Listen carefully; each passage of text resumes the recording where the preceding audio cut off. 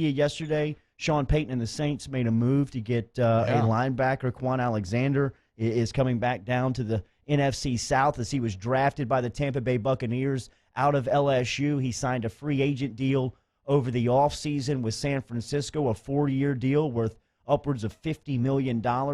He's been a little banged up since being out west. Right now, he's just coming back off of a high ankle sprain or an ankle sprain that's had him out of play for 3 weeks. But what do you make of the move? You know, like I said, I think it's interesting for a lot of reasons. First off, remember, the original deal 2 years ago was pretty interesting, given the fact that that was the highest linebacker contract in NFL history.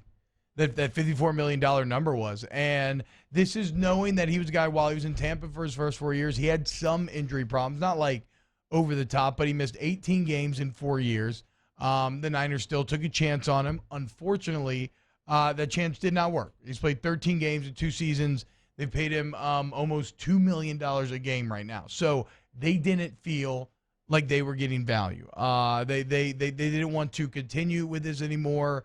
And so they just wanted to get out from under it and kind of just bite the bullet. And they're going to have to bite a little bit of a bullet. They'll have $6.9 million in dead money next season, but at least they managed to get, potentially a 5th-round pick and a guy who will play maybe just as much, just as little as Kwon was in Kiko Alonso. So to me, it's interesting because, like I said, I think it was the original maybe overvaluing of Kwon Alexander by the San Francisco 49ers that has now led to incredible value for the New Orleans Saints, where you get a guy who just signed the richest contract for a linebacker in NFL history.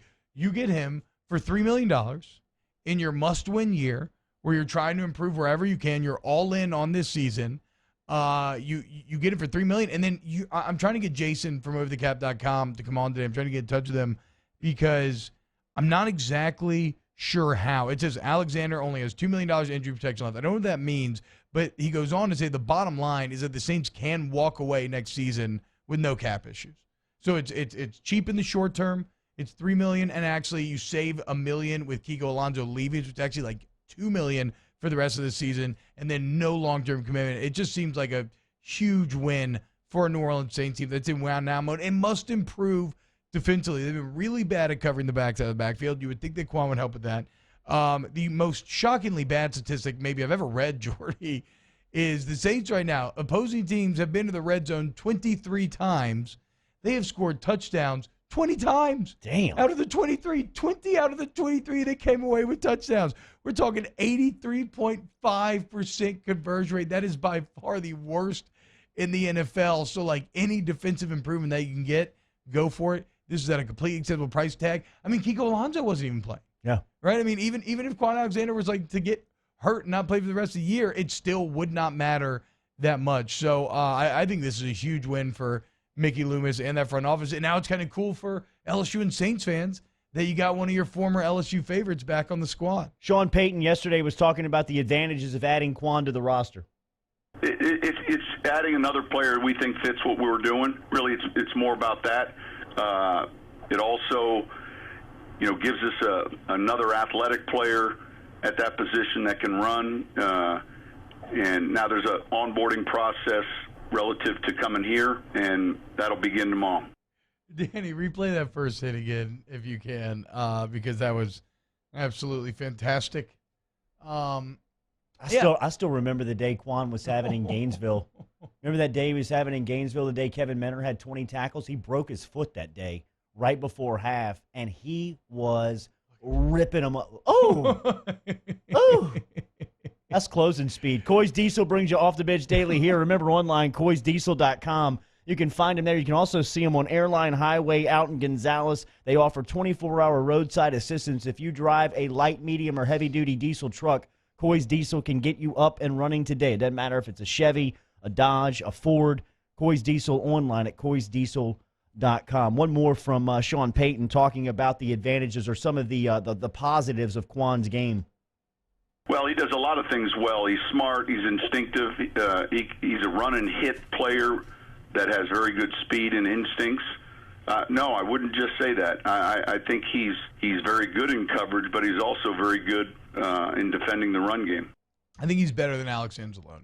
Yeah. Which is ultimately any personnel move that you make, that's your goal, is to try to improve in that position, and I believe that he is better than Alex Anzalone. So there you go. Great. Sean Payton, one more from him yesterday, talking about his thoughts on his team after seeing the film of Sunday's performance versus Chicago.